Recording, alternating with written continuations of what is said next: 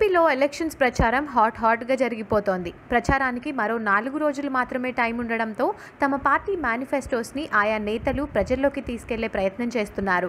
అయితే 2019 ఎలక్షన్స్లో centre of అట్రాక్షన్గా మారారు జనసేన పార్టీ అధ్యక్షులు పవన్ కళ్యాణ్.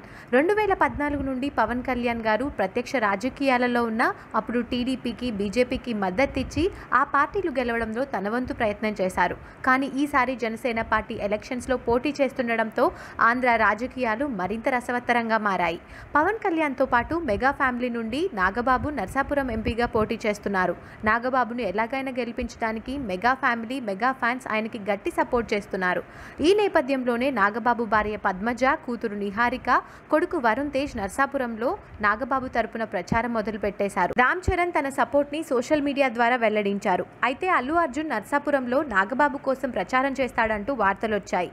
ఈ వార్తలపై జనసేనకి తన సపోర్ట్ విషయంకి సంబంధించి బన్నీ ఒక ప్రెస్ నోట్ రిలీజ్ చేశాడు.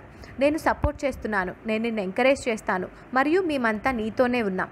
ఆంధ్రప్రదేశ్ ప్రజలకి సేవ చేయాలని రాజకీయాలలోకి వచ్చిన నాగబాబు గారికి నా మనస్ఫూర్తిగా అభినందనలు తెలియజేస్తున్నాను. ఈ రాజకీయ ప్రయాణంలో ఆయన సక్సెస్ అవ్వాలని కోరుకుంటున్నాను. ఈ ఎలక్షన్ క్యాంపెయినింగ్లో ఫిజికల్గా లేకపోయినా మోరల్గా మా సపోర్ట్ మీకోసం మరియు ఈ సొసైటీ కోసం ఎప్పుడూ ఉంటుంది. అలాగే పవన్ కళ్యాణ్ గారికి జనసేన పార్టీ సక్సెస్ఫుల్ జర్నీకి నా బెస్ట్ విషెస్ని తెలియజేస్తున్నాను.